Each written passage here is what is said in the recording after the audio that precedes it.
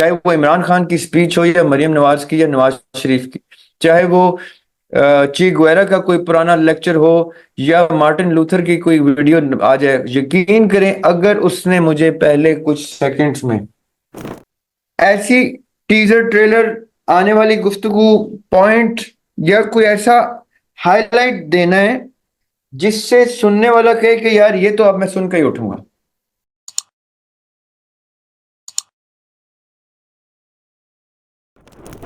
मेरा आर्टिकुलेशन से रिलेटेड एक क्वेश्चन है।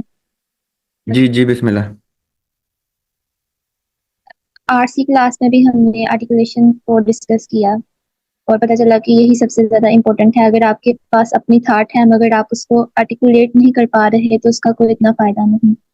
तो आर्टिकुलेशन को कैसे एक्वायर किया जाए? आर्ट्स की क्लास लें ना रेगुलर। आप कौन सा, आप बैच 1 में बैच 2 में? बैच 2 में। बस अभी आपके पास टाइम है, अभी आगे चलें, आर्टिकुलेशन तक पहुंचे। जब आप सेमेस्टर के एंड पे आएंगे तो आपका आपकी जो लास्ट क्लास है और लास्ट मंथ है उसमें आर्टिकुलेशन पे तो जोर दिया जाएगा। वो है ही आर्टिकुलेशन। अब मैंने बार बार इतना नाम ले लिया है, मेरा ख्याल है अभी वो हैं भी नहीं क्लास में, अरसला जो है। अब वो कार्टून बना रही हैं, अगर कार्टून क्रिएट कर रही हैं, उसका कंटेंट क्रिएट कर रही हैं, तो वो उनकी उनका form of articulation of the concept that she has behind the script. मिसाल के तौर पे आपने कोई कोई ड्रामा देखते हैं या कोई फिल्म देखते हैं तो उस फिल्म को बैक ट्रैक किया करें कभी अपने दिमाग में कि ये कभी बनने से कबल कागज पे तहरीर करता थी। इसका स्क्रिप्ट, इसका सीन्स, इसका स्क्रीन प्ले, किसने क्या बोलना है, उसका डायलॉग, उसकी डायरेक्शन, कैमरा कहाँ होगा, व्यू कहाँ होगा, उसकी पूरी फोटोग्राफी, फ्रेम कैसे बना होगा, कौन कहाँ खड़ा होगा, ये सारा कुछ कागज पे लिखा जाता है। उस एक चीज को स्क्रीन प्ले कहते हैं जो उसकी पूरी ड्यूरेशन बताता है। कि मिसाल के तौर पे, अच्छा ये समझ लीजिए, ये भी आपको मैं एक चीज बता देता हूँ, ये समझना जरूरी है। ये हार्वर्ड में पढ़ाया जाता है। हार्वर्ड में जब टेलीविजन प्रोडक्शन पढ़ाई जाती है तो उनको ये सबसे बेसिक चीज बताई जाती है। ये मैंने हार्वर्ड के ही टीचर से सीखा था कि किसी कॉन्सेप्ट का स्क्रीन प्ले कैसे बनाते हैं। हर दुनिया की हर चीज सिवाय रब की जात, ये मेरी बात तवज्जो से सुनिए आप। दुनिया की हर चीज सिवाय रब की जात एक बिगिनिंग लेके आती है, उसका एक मिडल होता है और उसका एक एंड होता है।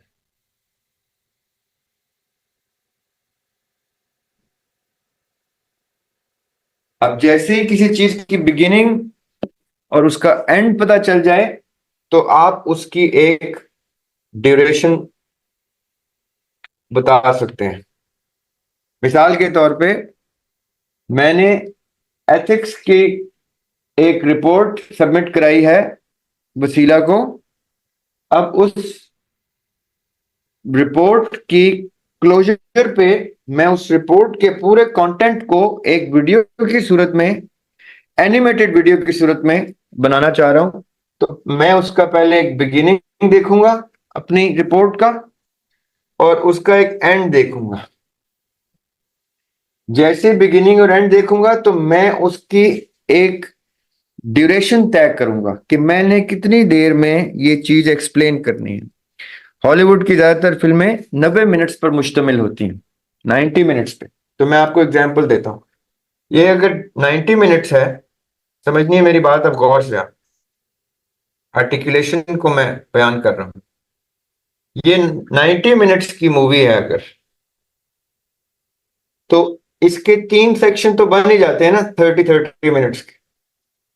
30, 30 एंड 30। तो मैं ये कहता हूं कि 30 की बिगिनिंग, 30 का मिडिल, 30 का and.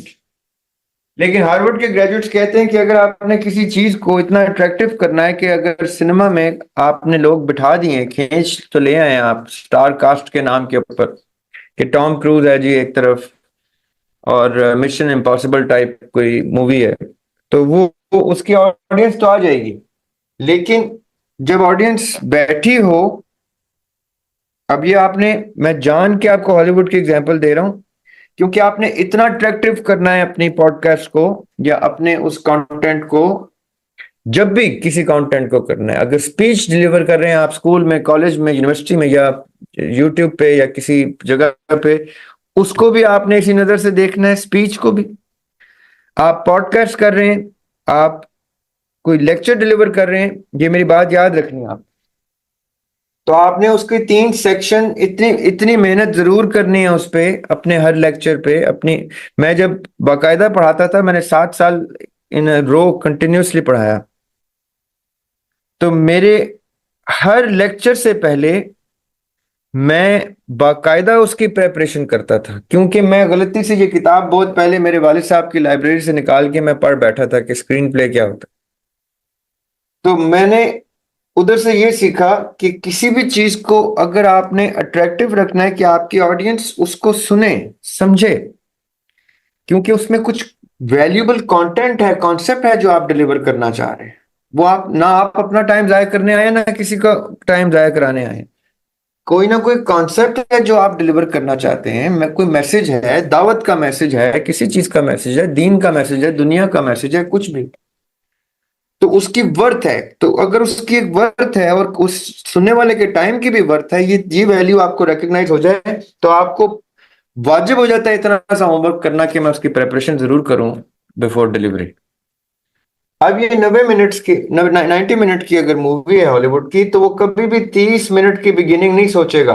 According to the author that I read, वो कहेगा अगर मैंने 30 मिनट बिगिनिंग बिल्ड करने में किया है, तो पहले 7-8 मिनट में थिएटर खाली हो जाए। तो वो क्या अस्सलाम कहते हैं कि, जी, वालेकुम सर। वालेकुम सलाम। जी सर, मैं हमजा बात कर रहा हूँ। जी जी, हमजा सुन रहे हैं ना? जी जी। मैं ये इसमें थोड़ा सा ऐड करना चाह रहा हूँ कि जब जैसे मैंने भी यूट्यूब स्टार्ट किया था और इन सारे कंटेंट क्रिएशन की तरफ आया था, तो हमें भी यही सिखाया गया था कि जैसे अगर आपकी एक रील है या फिर एक छोटी वीडियो भी है 5 मिनट की, तो 30 सेकंड के अंदर अंदर आपने कॉन्सेप्ट डिलीवर कर देना है। जी जी, लेकिन 30 सेकंड तो आप देखें ना, आपने अपनी ड्यूरेशन के मुताबिक किया ना। मैं आपको रुके पहले ये एग्जांपल पूरी कर लूं, फिर आपने इसको अप्लाई करना है। ये एक 90 मिनट की मूवी है। रील बनाना तो चले अब बहुत आसान हो गया ना, कि मैंने 1 मिनट के अंदर अंदर कुछ स्पर जनरेट कर। मैं आपको कहूँ 90 मिनट की मुझे मूवी बना के दें या पॉडकास्ट बना के दें, और इतनी अट्रैक्टिव हो कि उसका वॉच आवर 90 मिनट का निकले, तो आप कहेंगे ये तो बड़ा मुश्किल काम दे दिया आपने, बहुत ही रिच कंटेंट होना चाहिए। तो मैं कहूंगा रिच कंटेंट नहीं है आपके पास, ये कंस्ट्रेंट है।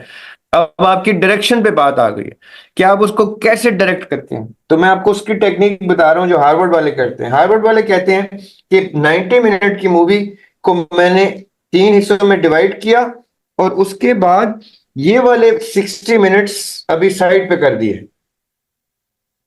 मेरे फोकस में आ गई ये 30 मिनट की। अगर मैंने इन 30 मिनट में बिठा दी अपनी ऑडियंस, पॉपकॉर्न रोक रोक दिया, उसका हाथ रोक दिया, तो वो मेरे पूरी मूवी देख के उठेगा।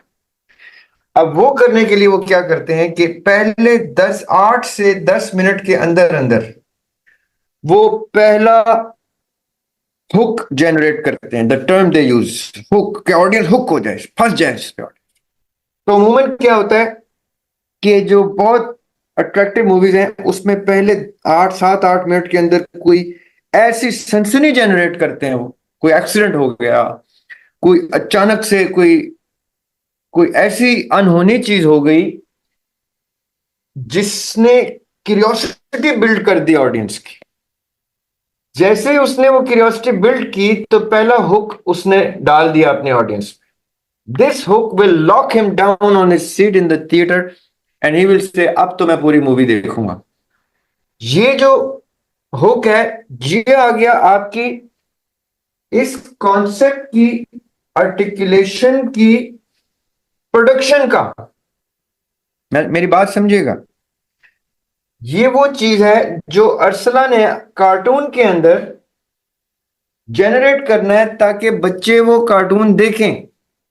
अब ये जनरेट करने के लिए वीडियो में या ऑडियो पॉडकास्ट में आप अगर ये नहीं करते तो अभी अभी भी अगर शुमाइला अपनी आज रात जाके शुमाइला अपनी लाइब्रेरी फरोलेंगी वसीला विंग की, वसीला विमेन विंग की, कि क्या मैंने ऐसी कोई गुफ्तगू में अपने पॉडकास्ट में अपने जो वीडियोस हैं ऑडियोज हैं उसमें, क्योंकि उन्होंने एक कंस्ट्रेंट और डाला है कि वो ऑडियो है, तो वो एक्सप्रेशन से नहीं कुछ रोक सकती है अपनी ऑडियंस को।